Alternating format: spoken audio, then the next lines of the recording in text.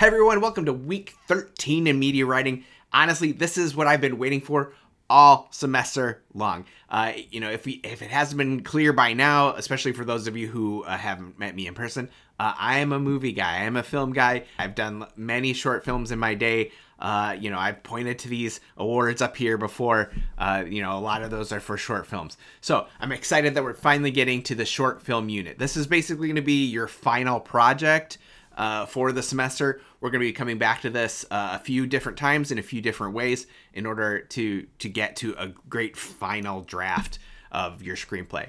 We'll be doing workshops in the sense that everybody's going to read your script and give you some feedback. We're going to be doing table reads, so you'll get to record people, your friends or family, whoever you can find, reading your script. And then, that's its own beast, and we'll talk about that later. We'll do revisions, and then your final project is, the final draft. The key thing we're going to be focusing on is getting these down to a minute. We just want a 1 minute story. Typically, the rules for screenplays is if you format it correctly, one page of the screenplay is 1 minute on film. That's where you're shooting for. I'm giving you the wiggle room of a page and a half for the assignment, but like 1 page is what you want to be shooting for. But it's going to take skill, and it does need like an ending. You have to have an ending to your story, and it's got to have conflict. If you don't have conflict, you don't have a scene, right? And if you think you can't tell your story in 1 minute, I've given you links to several examples of people who've been able to do it. So trust me, you can do it. I believe in you. Okay, I feel like I've talked enough. There's a concept in screenplays called show, don't tell. I'm sure you've probably heard of it at some point. But I'm going to pass the torch over to someone who's much smarter than I when it comes to writing screenplays. He is a big part of the Iowa film world. Was a board member for the former Iowa Scriptwriters Alliance that's kind of folded into the Iowa Motion Picture Association. This is Wes Worthing. Hi, I'm Wes Worthing, and today I'm going to explain to you the phrase show, don't tell. One of the luxuries that screenwriters have over playwrights is that we know we are writing for the camera, and that camera can capture specifically what we want the audience to see, even on a micro level if necessary. Unlike in a stage play where the narrative is told through dialogue, because everyone in the audience should be able to hear what the actors are saying, but they're not all going to have the same perspective of what's happening on stage visually, logically, because of their different seating arrangements. So why do we strive to show and not tell? The quick answer is it's far more exciting for your audience. We are using our writing skills to dramatize our characters. Example number 1. Picture yourself at a movie theater, you're eating popcorn and enjoying the show, and all of a sudden a scene comes on, 2 characters talking about a third character. And one of them says, "Do you see that person over there? She's a brat. And when she acts bratty, that really makes me angry." That is a poorly written scene because we just missed out on 2 opportunities to show instead of tell. Instead of hearing about that character being a brat, show that character being a brat. Have her do obnoxious things or be disrespectful, whatever it takes to show her brattiness. And the other opportunity for showing was the character saying, "That makes me angry." Show that character being angry. We want to see that. The audience wants to see that. And anger might mean something different between characters. So again, we're dramatizing our characters.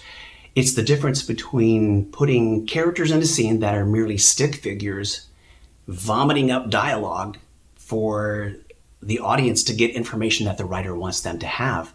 That's called on-the-nose dialogue, and you should avoid that at all costs. And the best way to avoid that is to strive for showing and not telling in every single one of your scenes. Example number 2, I'm going to take from the film Castaway from many years ago, starring Tom Hanks, where his character is stranded alone on an island. Okay, here's a spoiler warning. He gets rescued. You probably already knew that, but there is more story to follow after his rescue that you should still enjoy the film. After he's rescued, there's a party, a celebration. And when the party wanes down, Tom Hanks walks into the room where the buffet is all by himself. He's the only character in the room. And 2 things happen. That is a great example of showing. He sees the buffet, all of this wasted food that people took a few bites out of, and now he knows it's going to be thrown away. And he picks up, I think it's a lobster leg or crab leg or something. And It would be really ridiculous for him to say out loud to himself, wow, I almost starved to death on this island and got down to about 100 pounds, and look at all this food waste. People really should be grateful. He didn't have to say that. We're being shown that.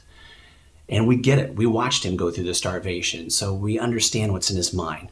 The next thing he does is he picks up a lighter and he flicks it, and we see the flame. And he does it a second time. And he doesn't say out loud, wow, all those days and nights I shivered and I thought I was going to starve to death because I couldn't cook food because I had to learn how to make a fire. He didn't have to say that. We just needed to see that flame. And that's the magic of that scene, is that silence. The magic of that scene is showing and not telling. Now, there are more subtle ways for you to show and not tell that will help support the emotion you want the audience to experience from watching your scenes. A few examples would include one in the John Wick movies. There is an all citywide hit put on John Wick. And so you have hit people coming from all over the city to try to kill him. And one of the scenes, you will notice that John Wick is walking across a crosswalk. All of the extra actors in that are walking against him. None of the extra actors are walking with him in that crosswalk. Again, a very small, subtle way to show that John Wick is indeed a man against the world in that moment. Another example would be from the film La La Land. There is an argument scene, and one of the characters says something very hurtful to the other character. And at that exact moment, the needle on an album reaches the last song ending, and basically symbolizing the music's over, this relationship is failing. Another example would be the next time you watch a romantic comedy, look out for one door closing and another door opening. Usually it's the two main love interests of the rom-com, and one that's giving up on love closes the door, and in a different location, the new love interest will be opening a door. And one final example that might help you understand showing and not telling is the use of crossroads. It's been used so many times in movies that it's almost cliche, but you have your character literally standing in a crossroads, looking and deciding which direction to go into. Obviously being symbolic of them being at an emotional crossroads of their life. Getting back to the movie Castaway that I already mentioned, Tom Hanks is literally standing in a crossroads, but what he's not doing is he is not out loud talking to himself saying, I'm at a crossroads in my life and I have no idea which direction to go into right now. No, silence is again the magic of that scene. We are being shown what he is going through, and let us experience that. Again, you're just dramatizing your characters. And I certainly hope you feel that you learned something today about showing and not telling. Thank you. All right, so that brings us to the writing tip of the week. And this week, I'm going to talk about the importance and the power of swear words. So typically, when I write a screenplay, I don't use a lot of swearing in it. It's not that I'm against using swear words in my screenplays. It's not that I'm against writing something that would be, rated R or more mature or whatever. It's just that they can be tricky to pull off, and there's a lot of cons to using a lot of swear words. So, there's two reasons. One's very practical and one's more artistic. So for practical reasons, if you have a lot of swearing in your work, it kind of limits where it can be shown. It limits to where the audience that could see it, because if it's rated R, a certain age group automatically gets kicked off. You could turn off like potential film festival people if it's not the kind of work they want to show because they feel like it's too vulgar.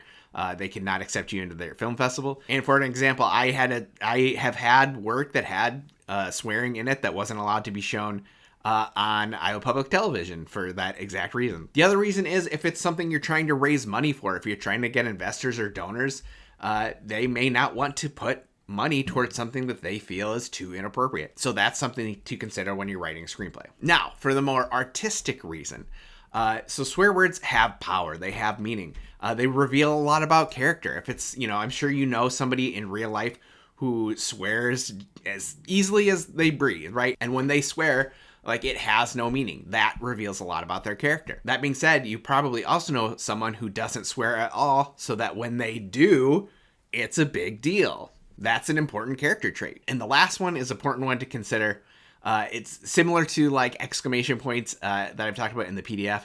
If your actor can't pull off the swear word, because swear words have meaning, right? Like, you have to get there emotionally. If your actor can't pull off that swear word believably, if they're only swearing because it's in the script, it's gonna feel fake and forced and hollow. And it's gonna make, your project look bad. So what I like to do, I generally don't put a lot of swearing into my screenplays unless I feel like the scene really needs it.